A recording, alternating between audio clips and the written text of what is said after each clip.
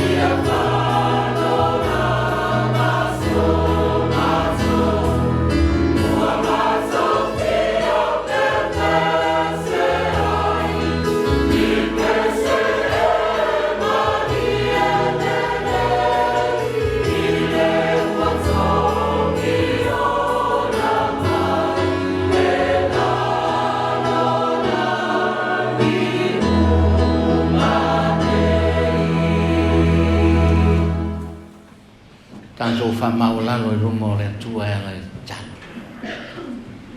O le atua le tama.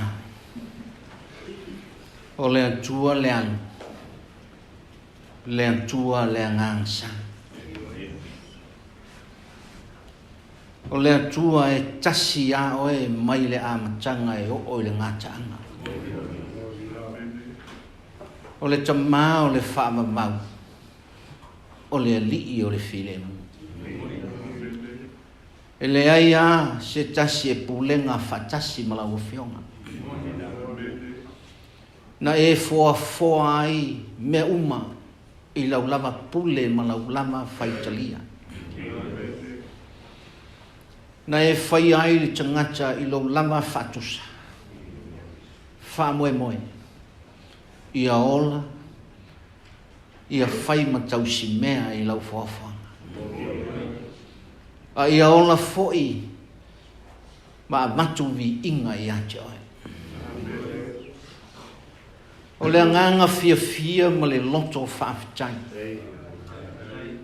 I le tae au fau ma le aso ua e au mai ai le soifua ma lo manto ola. Ua mawhai ai o na manto whaatasia I tono o lo mauta.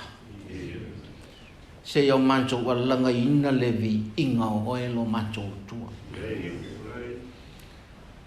Ala whai mai whanunga le lei tai o le whasinoti. Le au whai ngā luenga ngā lulue maolato Faletua. Ta mā matina malolo manu malo mai lau whea. O le mta ngā luenga masui o le Sinoti. Mai maunga te tele o lama I whana. A whawhitai tele le atu. E ui lama I ni fuafuanga mani whātatauma. A o I le aso le ne. O na o mātou poto lea e langi se vii o lau whionga. Se foi e whae e le tau a mātou fuafuanga ma whātatauma. Ana le se noa lo walofa. Ana le se noa o e le antua na iante I mātou. E whae wa vale a mātou fuafuanga. E le tau la mātou wha moe moe. A se alofa I nā tele o lo wanga lele. Manantu le nā mai aso ua tuanai. Pānoa ese le atunu. O lau au whai ngā luenga mo Ekalesia. O le nofo a mata fale I mata ngā luenga taitasi. Ai a inga lava o le atunu. Whawhitai le li. Awawa manuia wha moe moenga o le nā mai aso. O e au le atua sa mua mua o le atua sa muli muli. O le atua e a wai wha tasi malau whanau. Moni a ana le se noa oe na iante I manto. E wha iwa vale a manto fuafua. Wha fitai nei tae. Whawhitai me sili o e whaia I lo manto wona. A wā o lo manto wona I tau mati. Pe tua maria. E tele whalavelave, tele e whawhelave I lo manto wona. E lama tia foi e puapua ngā. Ai ale maliu ma le oti ma whama. Ai ale li o le lalolangi e tau mawhai e lama pea I ante ma. A ua manto manu malo e au lia I le nei taia. Ona o le lofa tu no o e lo manto. Le aise malai afe. A ua afe mai manu o lo lofa tu no. Whawhitai tele le rie. I mea sili ua e tampena ma Sauniga pea mo lo manto wona. O e leo I le soifua mo lo manto malosi. O e whasoa lima le leifo I me avangali mai. A wale tau singa o ai. A wale tau tua ina o nuu mawhionga. e whapea foi le ngā luenga tai mo kalesia whamanoa ngale nei whawhetai le whasoa a wā foi wa mancho wa ai wa ma ona wa feinu wa malilie ma wa foi le tamau ai ngai whatino ai mea mancho te loto ia tau wanti na e ai o mancho wa inga tau si ai o mancho whana e whapea foi le tau wanti na e o lau ngā nuenga ma au whiau e ala i o kalesia tai nane o lea tunu sa o whaalalele lea tua o lau pule lea whaafetai mo mea uma wa e whaia mo lo mantoa whaafetai au a whionga pa ia o a whionga na e au mai mantou te whaitau ia o loo whaai loa mai ai le mana lilo oe lo mantou a o ni upu fo i e tai ala ai le soifua mo lo mantou wola i aso whaiso e tai ai fo i lo mantou wola a wale tau tua i ante oe ma lo whinangana wha matala ai fo i le tala o loa lofa antunoa a loa lofa leana wha antino ina e lo walo pele o Yesu Keriso o lena fio mai le lalolangi i liu tino tangata o lena mafuta fatasi ma le lalolangi o lena inosia e le lalolangi ma fasa taulo ina i ante ia a le atoanga lea o loa lofa antunoa a wain te whina ngalo aua nei whano se tasi a ia maua uma e le lalolangi ma lau whanau le manuia wa uma na e fola mai whaafetai tele Yesu whaafetai lo maliu i lo tonto na wha malingi ina i lunga o le nasa tau se vai la au ta ua lea ma le aunga e fulu e se ai o mantou matanga ma ave se ai o mantou ele lea e ta pena ai se loto fo a le tangata e tau tua ma le whamao e ala i le loto e ofo ina mo oe se mea i te whina ngalo ia whaafetai a nganga pa ia le nganga o le whesoa soan le nganga na e mawaya ino ke riso ina ua e a whiwa e le la a wa o lo whina ngalo au le tu ua i mantou e mantou oti a le whesoa soani e whaamanatu na te au le whesoa soani e o mai ai le malamalama e whaamalamalama ai lo mantou wola ai o mai fo i a te i mantou i lo mantou malosi ina i o tu mau pēa lo mantou tautonunga tu mau pēa lo mantou whātua tuanga o oe a le atua le tamale alo ma le anganga pa ia e whaavavau lo wolofa i fonga matanga le i fonga o tangata e a fua i tai o kalesia o ekalesia kerisiana ta ua o e no ni manu e tai wale a to na fatino le fe au ma le ngā luenga mo le mau i lo wolofa tūnoa e o ai tai o whainga malo mai nā tō ua filifilia e whaia tonu ma whaia upu o le antu whapea fo i mātua ma whanau ai mai se fo i o i mātou ua poto i le nei taia mātou te a watu la mātou whato i senga i atu le li tangata se ma le ansana tangata fo vale i atu o i mātou lama o tangata tau mui lau whiau te le na tau walea lo suafa ono a mātou upu ma whamatala ono sa mātou wa mio ua le tomu ma le sa sa mātou tau tua ua pa oi lo finangalo Ava le tamae ke risoe lo mancho fao. Fa mole mole. Se mata ua o lo tonto. Le tonto le whenga inga fau na whamalingi. Whamama ma whamangalo ai Samoa mo tangata. Taitai mo Ekalesia. Faigalotu ma inga Taitai. Mai mancho uma wa pono no ina nei lama tuaso. Wa na o lama lo mancho wa li ma lo mancho faola. O lo wa lofa tu no. Mancho te mawai leola. O ia mancho wo iai o yache oe upo leola. O ia mancho sulu fa iai oe lo mancho malosi. O e lo mancho utua e le mativa e le onge se mea. Awa e onge mea le ona tano. A o le e tali tonu ma fatu utua e anjo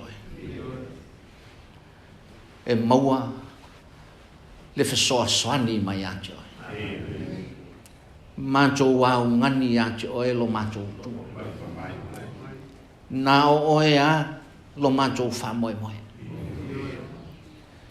E leo so mancho malos. E leo so mancho poto. A le mana o e le li. E te anga le lei ma fe soa soani ya te mancho. Ia e anga le lei ta i o sama. Ia ilau tō Faapaia. Taitai inai le tunu. Taitai ala tonu o e ala le file mo. Awa o lo fina ngalo lea mo o tangata. Whamanuia i taitai o Ekalesia Metotisi. Ia foa i ante i lancho le mau. Ina ia moli mau pea i le moni ma le ato o toa. O oe ke viso lo manto faula. Le poto e o inai o manto loto. Ina ia o manto muli ta e faia lo finangana. Ai aua lava o manto loto. Whamanuia ina nei atunu o manto wau mau manu nofai. O manto ngalu lue tau tua i ante oe malo finangano. Ia iai o tamau aina. Ia iai au whamanuiang. E iai e o ngase mamama. Wa e sila fia ni nei mai tau le whamai o le COVID wa fia ai le larola. O ea o le fōmai. O lau upu. O lau pai mai. E ala i lo ngā. E ave sea ia whamai. Ma e whamalolo i o tangata mai manto uma i ngase ma mai o le tino. Mai o le mawhau, mai o le nganga. O e ale fo mai manto te malolo. Alofa ia inga mai lanto uma o iai whanoa noa. Leli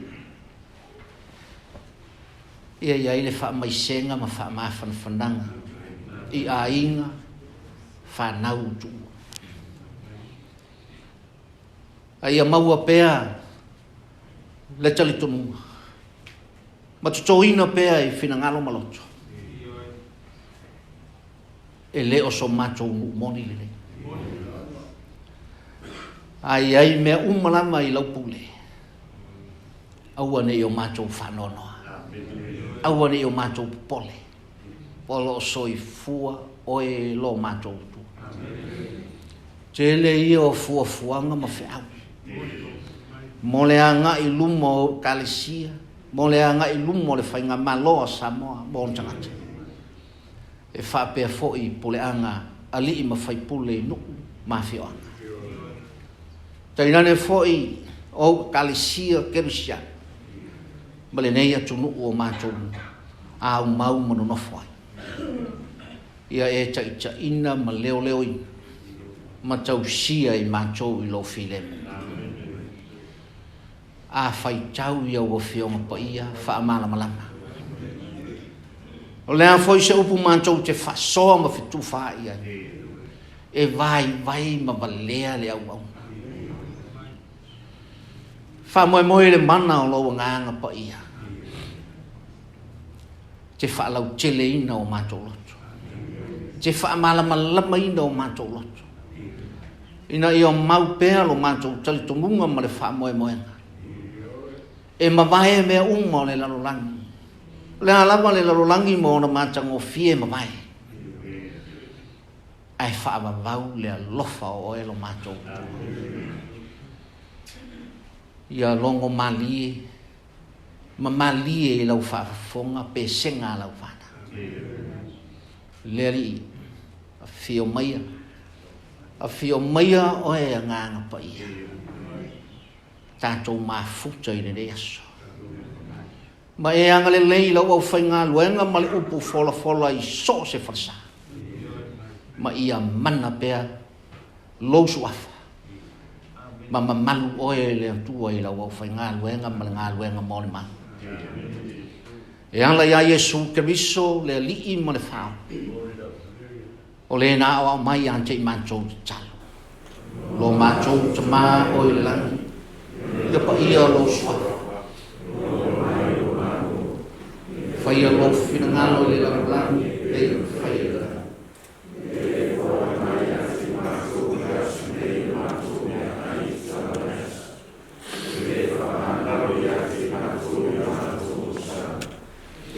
Mato foi mato mangalo ina e wa le mai ya ti mato. O e tata ina mato le fao so. La ya mato ai le. Mai o le malo mana. A tua mai ina fao.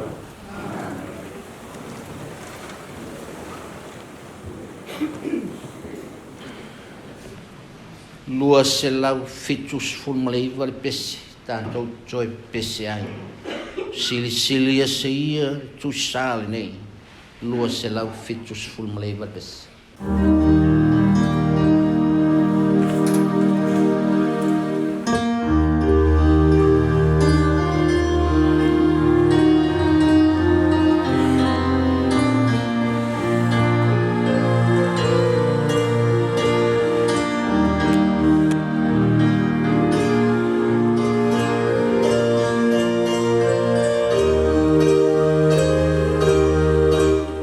Luas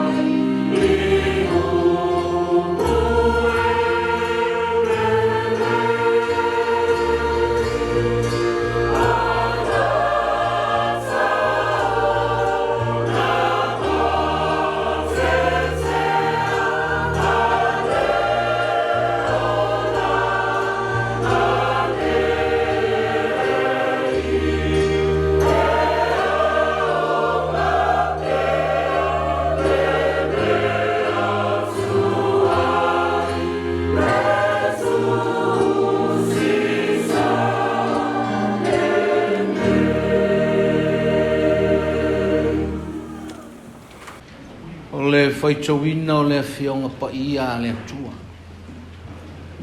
Mai le whiangainga tuai o le tusi o le perfeta o Isaia. I lona mata upu e tolu sifulu. E a manta upu whaitau mai le foi upu e se fulu ma le bana. Ta au fi mai le foi upu e lua sifulu ma le tasi. Isaia ta upu e tolu sifulu. Foi upu e se fulu ma le bana. E o i le lua sifulu ma le tasi. Tātou te whaitau pe ona masa nyai.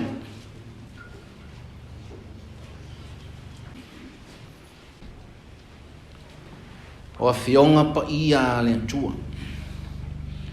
Ai ui lava i lea, e whantalitali i owa ina i a lofa fua mai i ante au tau. O le mea lea e tūla i ai o ia e alofa i ante au tau. A wā o Iova, o le atua e whaamasino tonu ia. Amu ia i lanto uma o e whaatalitali i ate ia. Mai no foi do Senhor na Jerusalema, e te examinava, e na sua lofa ia e a sua e a manas. A foa ia, ona salia sua ia e a sua. E avantu e le li i ate au tau le me ai o le maa osi osi. Ma le vai e maua ma le tinga. E le to e la lafi o au tau wao. Ai wa ai atu o au tau mata i o au tau wao.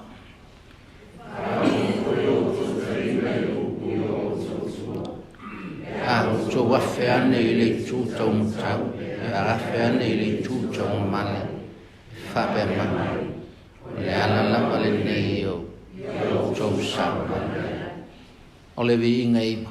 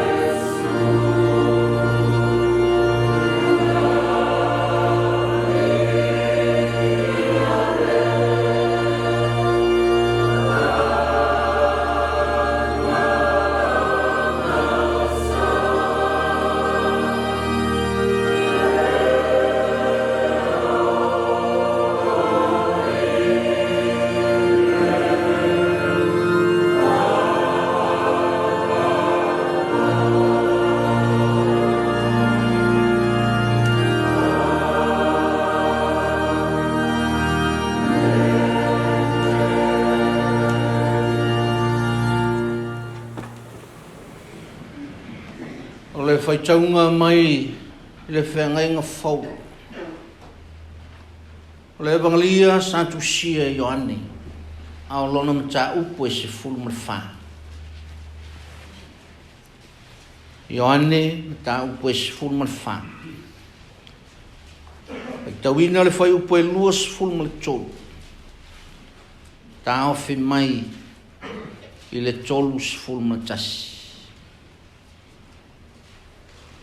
Whaafonga o te whaitawina.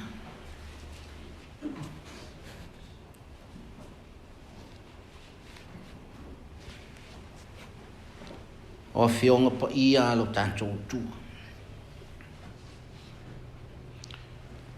Na tali atu lea o Yesu ua whape atu i ate ia. A whai e lofa mai se tasi i ate. E tausia e ia la upu. E alofa fo'i lo te maa i ante ia. E o mai fo'i ma ua i ante ia. Ma tau te no nofo mai ia. O le alofa i ante ia. E le tausia e ia a upu. O le upu fo'i tau te whaalongo longo i ai. e le sau lea, a o le upu o le tamā ua au wina mai a. O mea ia ua au whai atu i ate au tau, manu o tātou nofo. A o le whesoa soani, o le anganga pa ia lea, e awina mai e le tamā i loo ngoa. O ia lama na te awa o i ate au tau i mea uma lama. E wha manatu mai foi o ia i ate au tau i mea uma ua au whai atu ai i ate au tau. O te tuina atu i ate au tau le manuia. O loo manuia o te avantu ai i ate au tau. O te le avatu i ate au tau e whapeo na avatu e le lalolanga. Aua le atu o tu vale o tau loto. Aua foi tau te matata. Wa o tau whalongo mai. Wa o whai atu i ate au tau o te a. Ma o tau e sau i ate au tau. Ana o tau alofa mai i ate au. Pa wa o tau oli oli i loo whai atu. O te alu atu i te maa. A wae sili lo te maa i ate au. O whai atu nei fo i ate au tau. A o le i tau. Ina ia au tau tali tonu mai pe a tau. O te le toi tau talatu i ate au tau. Ini upu e tele. A wa o le a sau le li o le neila lo langi. Ai le maua e ia se mea i ate au. Pei chai, ona ia i loa e le lalolangi. O te alofa i le tamā. Whape ona poloa i mai foi o le tamā i ate au. E whape alamba ona o whaia. Tutu ia i lunga. I nā tātou o ese ia. Talo pēr i le mana o le anganga o le atua. Nā te whapaia ma whaamala ma lamba ina ana fio. Pei ona tātou whaitawina mai le whea ngainga tuai. Ma le whea ngainga whau. Ma ia tō mau pēr i ate ia. Lona vi inga e whaababau. Amen. Tātou toi pese. Pese tolu se lau whaas funmale lima. Wa'u le nei lo wali'i. Wa'u nau i ante oe. Ia e talia mai oa. Yesu wa'u sau nei. Tolu se lau whaas funmale lima le pese.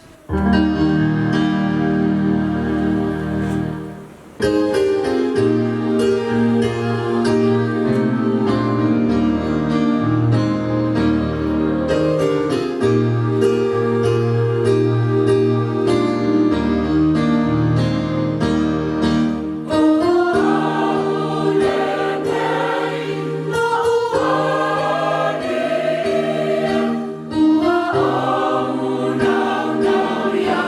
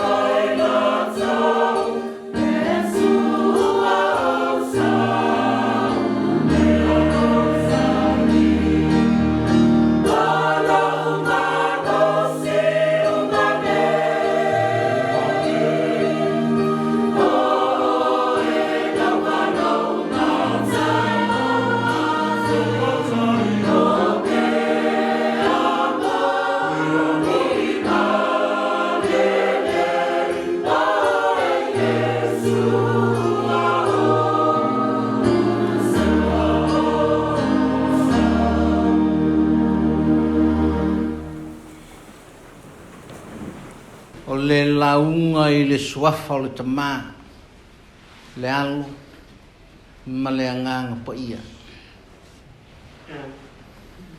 I le foi upu e luas fulu ma le fitu, o le evangelia na tusia Ioane le mata upu e sifulu ma le wha. O lo iai upu e whapea. O te tuu I nātu I ate o tau le manuia. O lo manuia o te avatu ai I ate o tau. O te le avatu I ate o tau e whapei o na avatu le lalolangi. Aua le antu vale o tau loto. Aua foi tau te matata.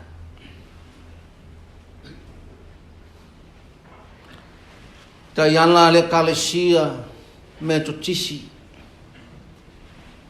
Samoa mantunu I fafo I nei lama susa e mavaene lalolangi ai whaavavau le alofa o le atu o se asosa ta ua foi le Ekalesia Metotisi Whantaua I le nā fuai le nei Ekalesia le sunga I le li whaiwhia sione wesele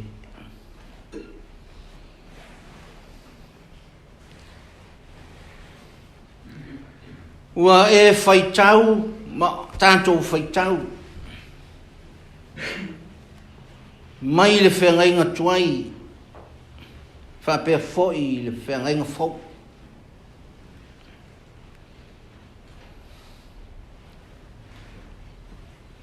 whengainga tuai o fola folanga alo tātou utua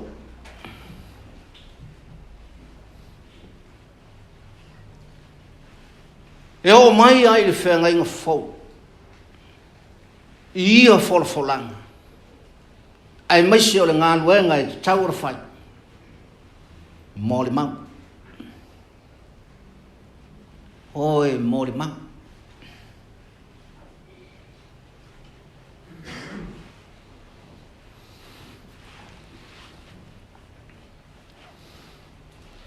fola e le atua mai ai le amatanga ina ua pau le ulua I tangata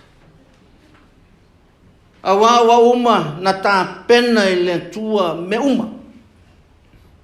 O mea ua le leima ua mantango fie ua uma o na whamanuia e le tua.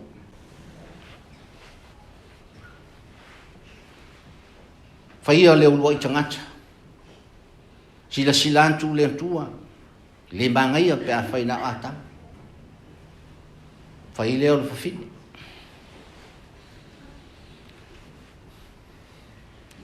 Le wha moe o le tua. Ia ola pa ia. Ia ola whiwhia. E whai matau si mea. A wā le whaafwanga wa umona tā pena. Ma wha ai lo atu. A le mamalu sili ese o le tua. Pejai wa angasana na fuai le folanga le tua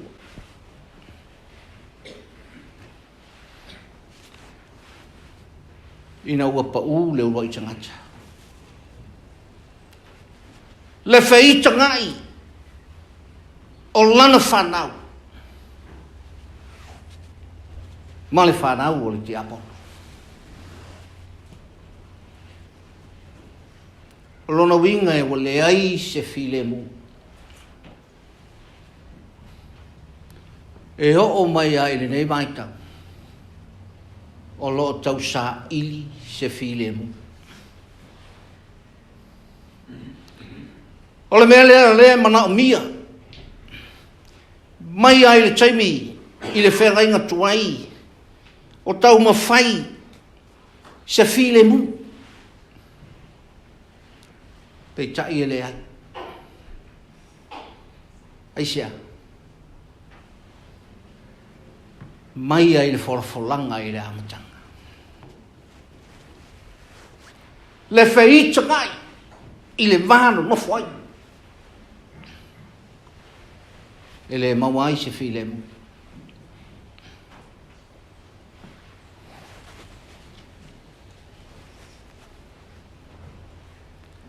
E o ai le whaanga solonga mai o ia folanga, ma lea folanga le tua. Fola i ia ampola.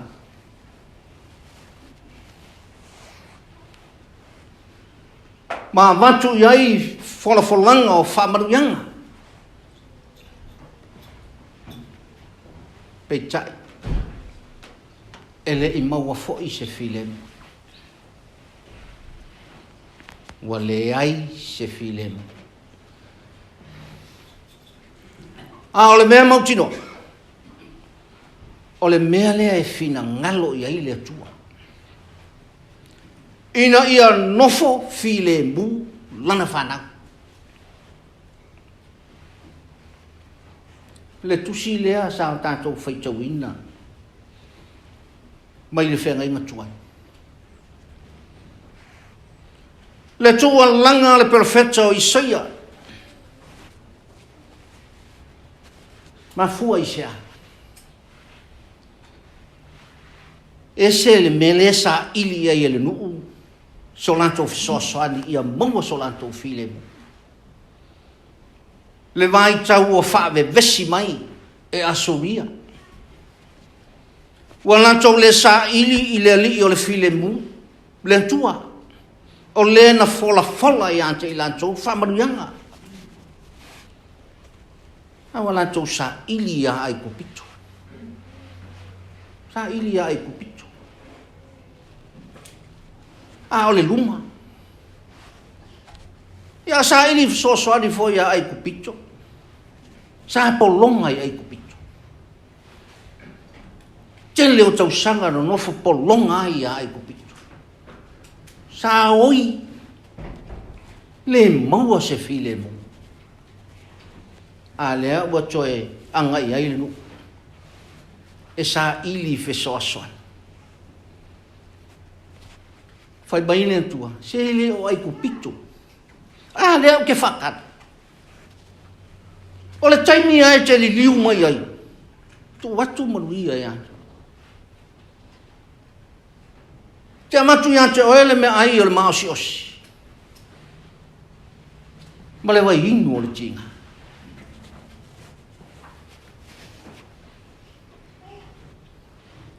Le atua o le atua o le filemu.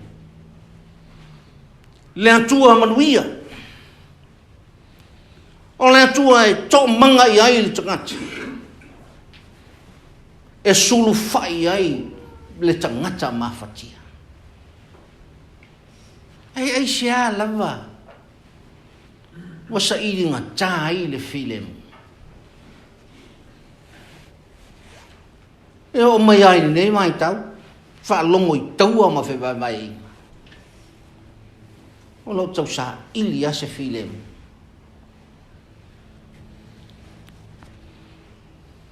E o ai tono ai.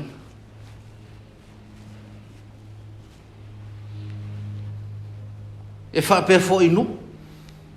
E o ai le malo Samoa. La ai. Fe vaha.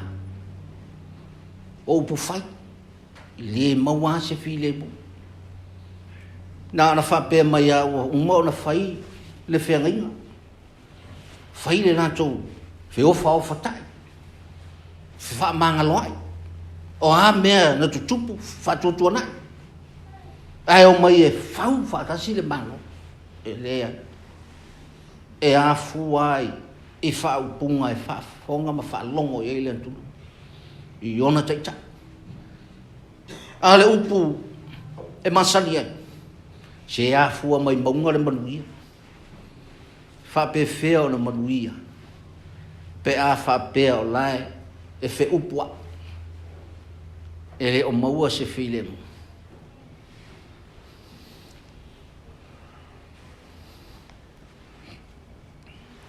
le wha moe lea. Le foi e tala noa ai, le li o Yesu lona so. Le au so ua maua le popole ma le antu wali. Le au so e manatu lava e no nofo pea ma le li. Anam ta upu lea e sfuma le wha. Ua wha i loa e Yesu i le au so.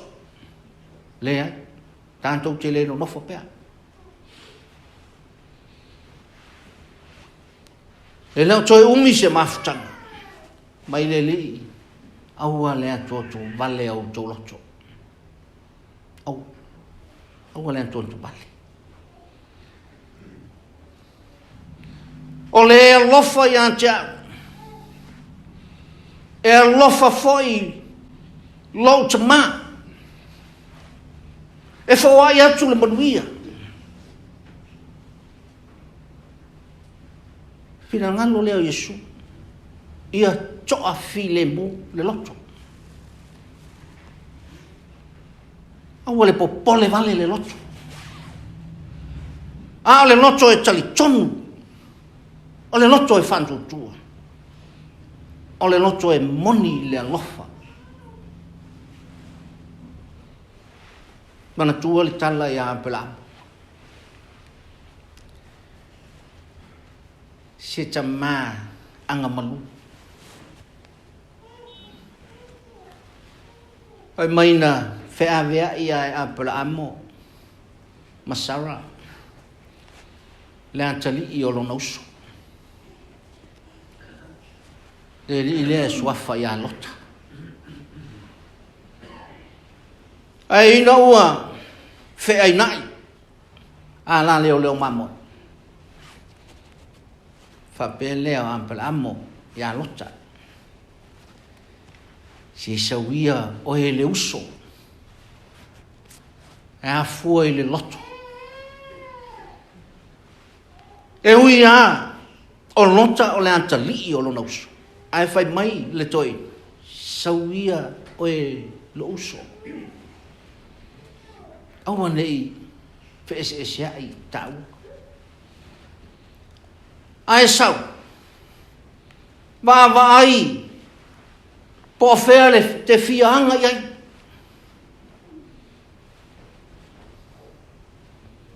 Tangata e loto mawala. E loto mama. Tangata e moni lona alofa. Ele tu se anota, se atali o lo nauso, ai fai mai. Sauia o ele uso.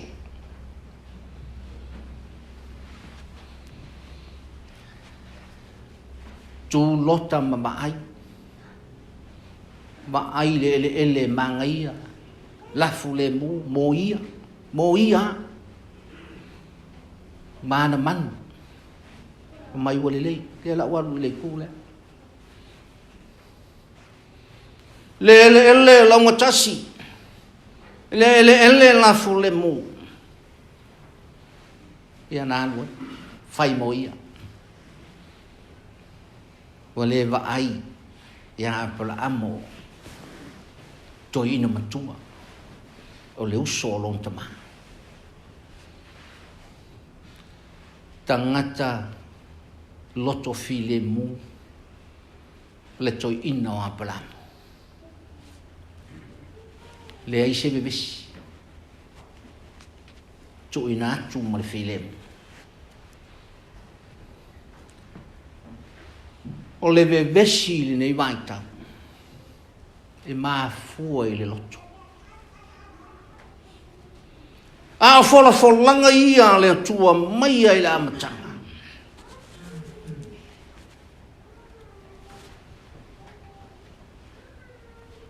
Le ai muli chai ai le lalo langi o mai nei ono po e ve vesi taua fe vai inga a le mele ai tau sa ili E ala i lea whionga pa ia lea tua mai ai le whenga inga tua i o mai le whenga inga fau.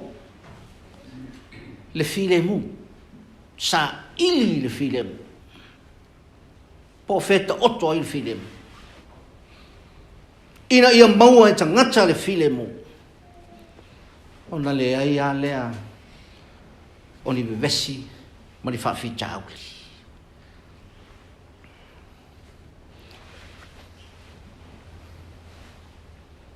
Tala noa Yesu i lona uso. E ai upu wa whatau ina. O te tuuina atu i ante utou le manuia. O loo manuia o te avatu ai i ante utou. O te le avatu e whapeo na avatu e le larolang. Au ale antu antu bale. Aua le antu antu bale. O le manu lauti lea e fina ngalo le lii o Yesu. Lea ua fola mai e le lii o Yesu. Manuia. Manuia. O manuia na fola i le amatanga mai e le tua. Ai maise o le au perfecta. Pei fo na tua langa ai. Le perfecta o Isaia. Salael. Au tau liu mai. Whasanga atu le atu. Fawai atu. Le manuia i ante au tau. Le nā manuia e le toi la lafi e au tau awao. Ai tau te va ai pea i au tau awao. Le manuia lea. Le foi ua fola e le li o Keriso. Pe a fai tau te alo lofa i antia. Te avatu i antia utou lea manuia. Tu inatu. E me pei o manuia e avatu le lalonangi. O manuia e avatu le lalonangi e fai mata. E matu le silima e kalangu le silima. A o manuia e au mai e le li o Yesu. Lea o fola. O manuia o le file mu. Ina ua tali tonu. Ma lofa wha maoni i le li. Ma Yesu o le lofa i antia. E alofa foi o ia i Lotu maa. Ma tau te no nofo whatasi.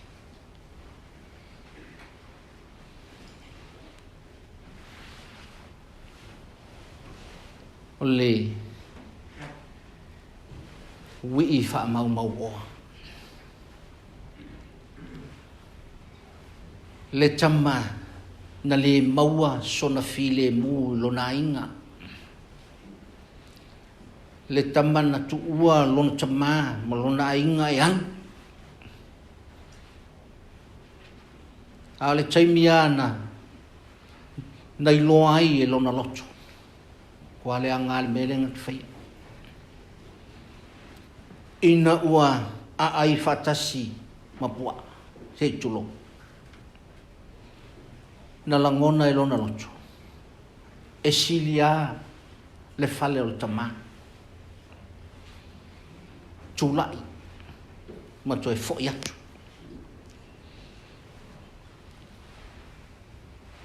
ina ua langona i lona loto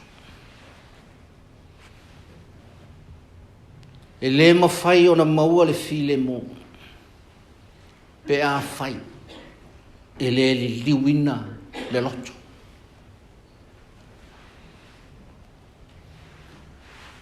talaanga o le au na le tua le susunga i asione o sele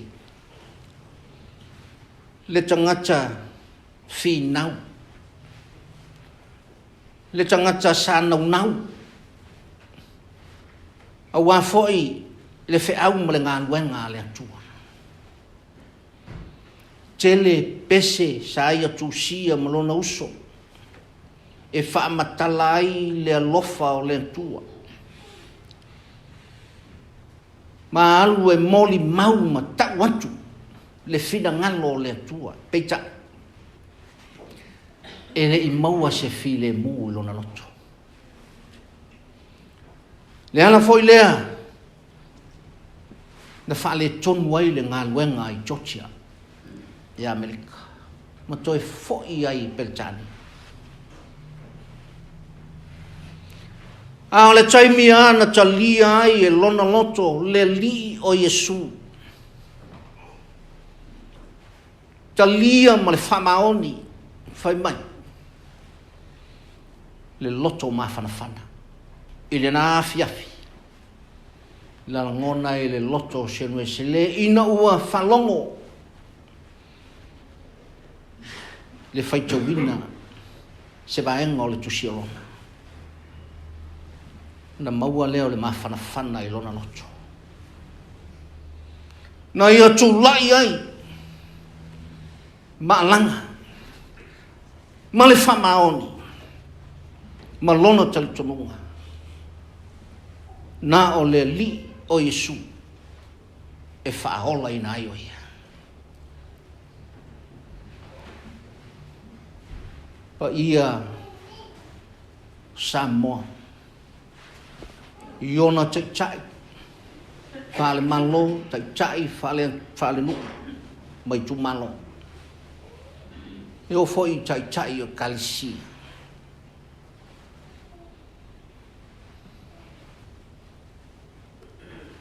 E le mawhai o na maua le file mu. Pe a whai e le li liwina lo fina ngana. Mo tanto lotu. I le li o le ona. E le maua foi manuia. Pe a whai.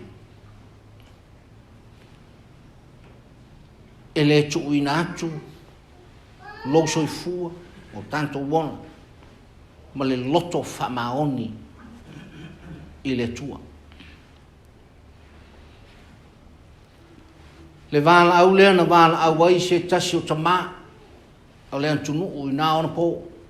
E mana tua pea. Ma tala noa ai pea lea tunu. Samoa. Fifi le mu. Ai ale nei maika. E moni ai le o tau Samoa. A o le whelafo ingo upu. E whaamatala mai e le upu. Le loto. E le o iai se file mu.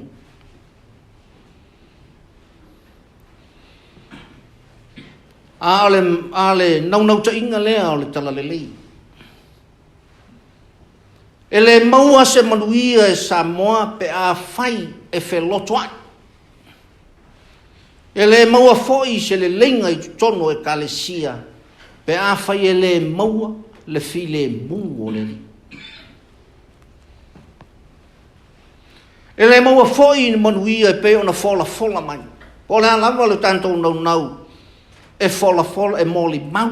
Le whaola tanga o le tala le lei a Yesu Keriso. A whai e le liwina o tanto loto.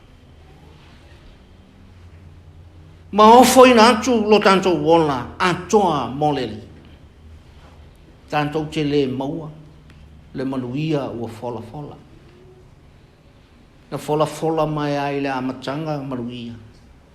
Fio mai Yesu le fo o toe fola. O te tui nantu ia te o le maruia. O lo maruia. O te abatu ai ia te o. Te le abatu ia te o e whapeo na batu le lalulangi. O maruia o le lalulangi e ngata I le lalulangi. A manuia o le tua e whaabau.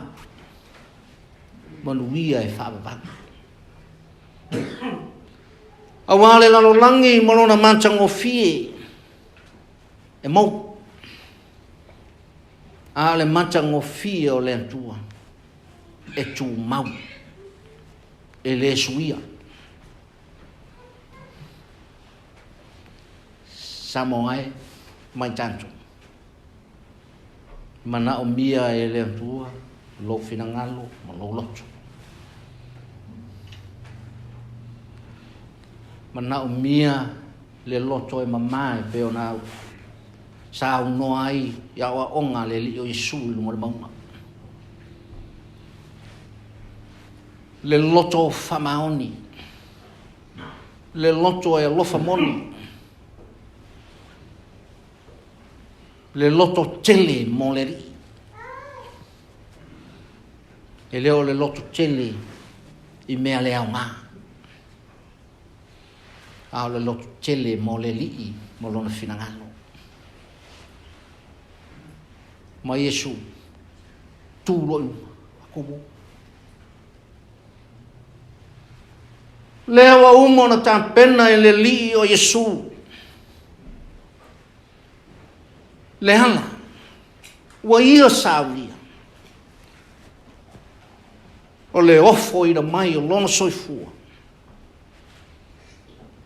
mo oe mai tantou ma le lalolang na te avatu i ante oe le mea ai o le mao si o sianga i ona ti ngā ma ona poponga mana whainu i ante oe i le wainu o le tina le toto le li na malingi lungo le nasana se na te talia le li o Yesu wa yante ia manuia e whawa tali ma le loto file mu alangai ma pe pese ai le Ekalesia Metotisi file mu sanga whawhitai Yesu na te whaola mai. Te tuina atu le manuia e le peo manuia e tuina atu le lalolangi. Manuia o le lalolangi e ngata. O manuia fo le lalolangi e mawaivi inga. A o manuia o le atua e ala i le loto ua Samoa. Ma le loto e tali tonu ma le whamaoni i le atua. Maua le ola. Le ola antili. Le anafi o mai Yesu na o sau na i auto maua le ola. Maua antili e la. Ia o le malamalama e whai matai ala. Wha tonu wholau i le soifua malo tanto ola. Ame ko kia ko vale. O fola mai manuia. Tu ilunga moli mau. Moli mau manuia. E leo le manuia e ngata i lalo nei. A o manuia e whababau. Ono Yesu. Amen. Lua se fulu le pesi. Whai uai le tātou sāni.